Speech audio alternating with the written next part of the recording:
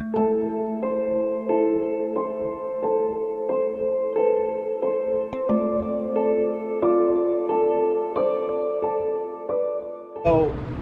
I met you in Houston at a YAF event, Young Americans Foundation.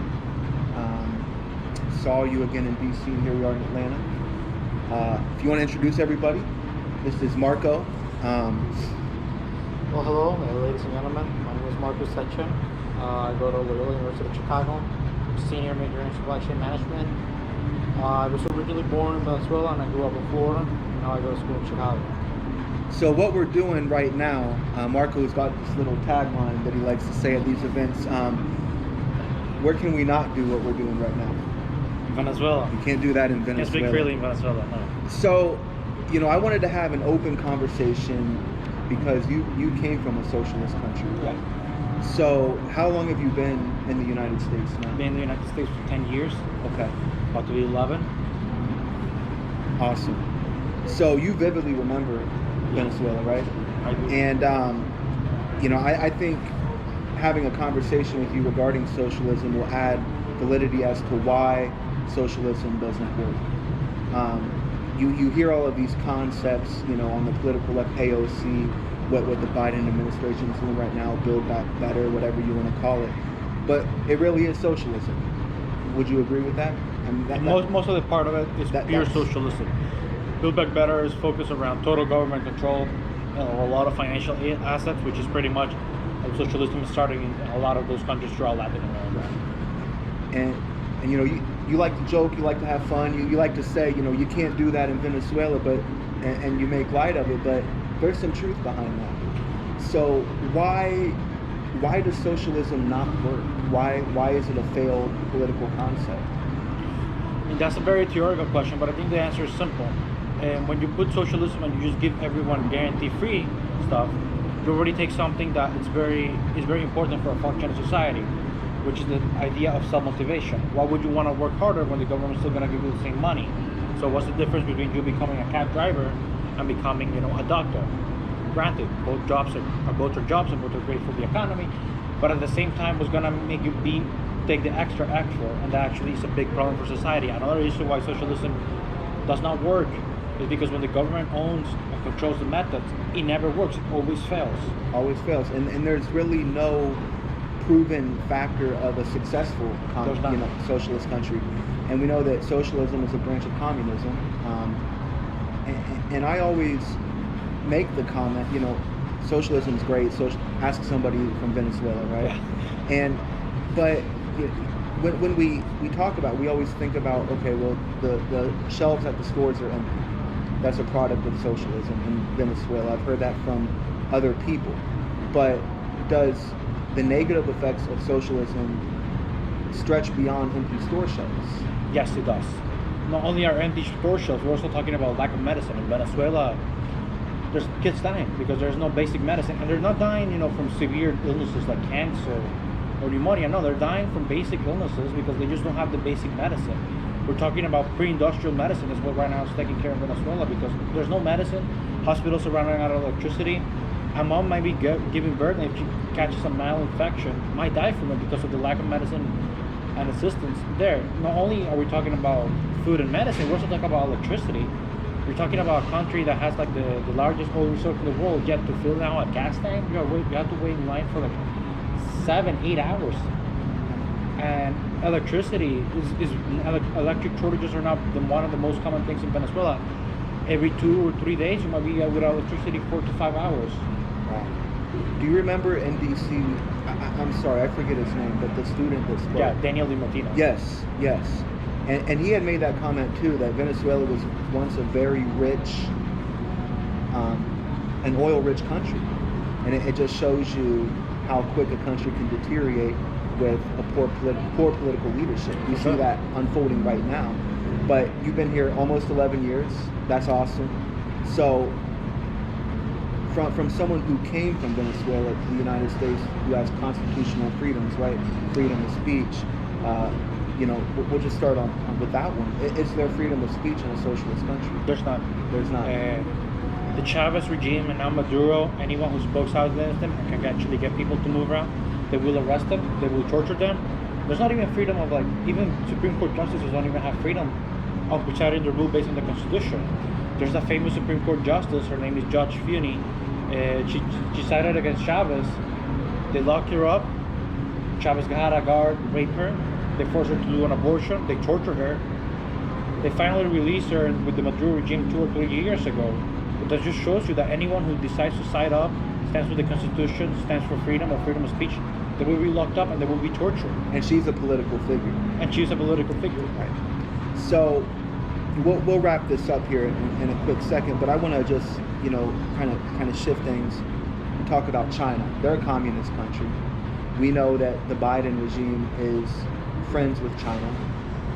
Do you think, now this is just an opinionated question, but do you think that what Biden's doing politically right now with his we're giving out crack pipes now, right?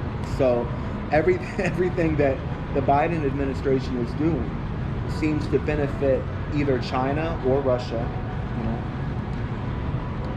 Is Biden gearing America towards a socialist country right now?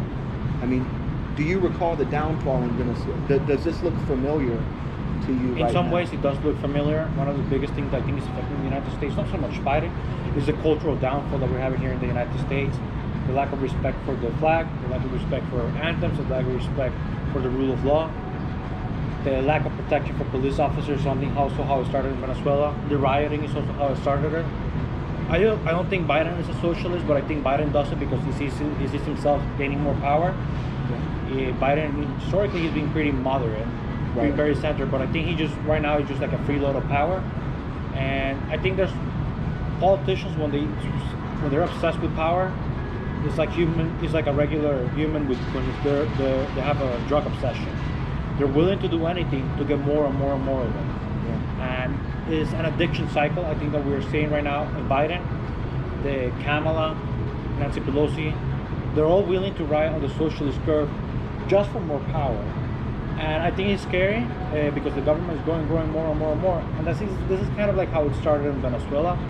Venezuela has a different story because Venezuela had the issue that the big issue with Venezuela is that it had special social programs that when they were taken away, it just like fired up, and that led to Chavez being in Venezuela. They came up with a myth before in the 70s that they wanted to use the oil revenues from the company, the national oil company. They wanted to use the revenue of the oil company to put social programs in. In the 90s, they realized that was just devaluing the currency, so they decided to take it away. That led to riots, chaos, a complete total downfall of 2 or 3 months of chaos. Chavez tried to do a coup. It didn't work. Chavez was arrested, and the next president just was never really a socialist, but just for the power purposes, promised to pardon Chavez. Chavez became president, winning a free election. So I think that the big concern that the United States have is that our Constitution is a great document, but there's also some loopholes. I think we need some key amendments, which is why I'm also interning for an organization for Conventions of States Action.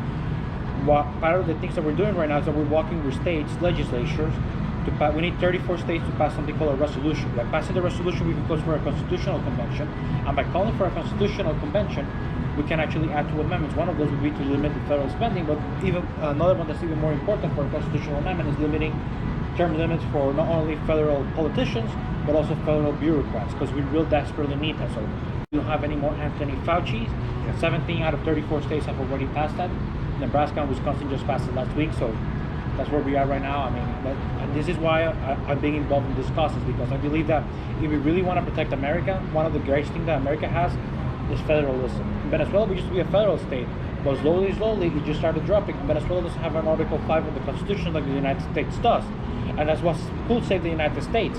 Venezuela just got a precedent that didn't like the federalism with a referendum to get away. So I think it's very important that we take the small actions that we have in preserving the federal power and limiting the scope of the federal government. That was my next question about federalism. You take a state like Florida, right, which is free, and you contrast that with California or New York, right? So in instances like COVID, is federalism a bad thing, or is it good? Because if the government had absolute power, I guess everything would be like California or New York. So is federalism the saving grace of freedom in the United States For sure. right now? For sure it is. And federalism is important because the United States is very large, but even for smaller countries, I mean, there's a reason why Germany has federalism after World War II. Because when you have such a country, each region is different, each region has different needs, each region has different perspectives. And think about how complex it is within a state. Imagine being governor of a state like Illinois. Yeah. 90% of your state has nothing to do with Chicago. Yeah, Chicago dominates the politics because of most of the population and they elect through the popular vote. But think about how complex it is. The fact that Illinois was shut down all this time did affect a lot of the backbone of the state, which is the 90% of the state, which is the farming, the dairy production, the manufacturing that takes away in a lot of the small towns in Illinois. That was heavily affected. But in a state like Florida, we saw the actual successes. Florida decided to give the freedom back to individuals, and each county was responsible for making its own measures. So I think that, I believe that federalism is great, especially because each state, each area has its own needs. Look, I disagree completely with for example, if the Berkeley City Council, I completely disagree with them. I think their policies are awful. Yeah. But they have a right to be as liberal as they are because Right. that's what the city says. And I think that's one of the great parts of federalism. I believe that Berkeley should be as liberal as they want to be because that's what the city is, and that's what the population is, and what they vote for. Because they have a right. Exactly. They have a If Donald constitutional Trump, right. Yeah. let's say Ron DeSantis becomes president in 2025, I would be against Ron DeSantis telling the Berkeley City Council how to run. For the same reason I'm opposing Joe Biden telling citizens in Ocala, Florida, how to run it, because at the same time, each city council, each state is its own state, its own entity, and they have a right to be as much as they want. Granted, I disagree completely, for example, with LA, with Berkeley, but they should have their policies as much as they want as the population dictates. And I think that's one of the key things about America. Something that people don't realize is that the state legislature are actually the most important legislature. They affect 60 to 70% of your life. The president only affects 1%. But if we don't keep protecting states, and we don't keep protecting federalism, and we don't keep defending the 10th Amendment, look, the president's gonna have a lot of power, and that's concerning. One of the beauties that we have is the 10th Amendment. I believe that the Supreme Court over certain years, they've been quite weak of the 10th Amendment. And one of the good examples is overturn. I mean, I'm not gonna judge anyone who's like the same-sex marriage. They have a right to be married. I believe in that, but that's something that has to be done legally. The Supreme Court shouldn't be stepping over the 10th Amendment. Same with immigration. Same with immigration. Same with abortion is also a big Same example. with anything. Yeah, Roe v. Wade. I mean, Roe v. Wade gets overturned. I mean, I'm against abortion like that, but California and Illinois, they have the right to put their own laws. Can't disagree with them. Then Florida, Texas have the right to put their own laws. As a result of federalism. As a result of federalism, and I think that's one of the great things that make the United States, and we should protect that. Also for elections, my biggest concern with the election bill that we're trying to pass is that we're going to federalize elections. And that's what every socialist country loves to do. Creating a federal commission of elections is just dangerous. It shouldn't even be a debate. But the fact that Democrats, and if it wasn't for Joe Manchin and Kristen Sinema, among other Democrats, because Manchin and Sinema only got the heat, but there was many Democrats that actually voted against it. If that will have passed, we will be in big trouble for this upcoming midterms. Yeah. So I think we're safe on that for now. So before we conclude, is there any takeaways that you want to tell anybody on truths of socialism from a first-hand account? For sure. Look, I understand why some young people in America might want to be socialist. It sounds beautiful, it sounds compassionate, and the young wing is all about compassion, beautiness. But the reality is, just because it sounds beautiful, just because it sounds compassionate, it's actually not true. The best social program there is called a job. You have to teach people how to be independent, how to have jobs, how to be themselves, how to think for themselves. And one of the great things that make America, is the American dream, is the idea of self-individualism. You make your own dream. You make your own path. Yes, some of us are going to have harder paths than others. If your dad's Warren Buffett, you have big advantages. Look, there's nothing you can do about that. Socialism won't solve that. I need to tell you that. And equal outcomes does not mean equal opportunity. We need to have equal opportunity, not equal outcomes. Because everyone has a different lifestyle, everyone has different goals, everyone has different aspirations. Look, I know Bernie Sanders, AOC, also Warren, they all sound beautiful, but the reality is that socialism doesn't work. It's been failed in every single area that's been tried. And I'll take it from the Venezuelan perspective. There's Cuba. You fail in Ukraine. You fail in this whole Soviet Union. You fail in Yugoslavia. You fail in Eastern Germany. You fail in Poland. Everyone has been tried. It has failed. So don't let your professors brainwash you easily into the theory. Do more research about it. Learn about it.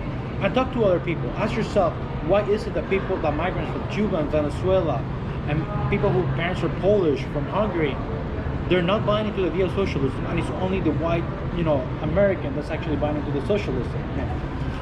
So that is a good perspective to ask why. I mean, the left says that we should learn from immigrants. I think that's a great example where you should learn from immigrants. I couldn't agree more. So thanks for taking a few moments out of your time. No Get ready for the conference to start, but I appreciate that. All right, no Thank you very much. Thank you.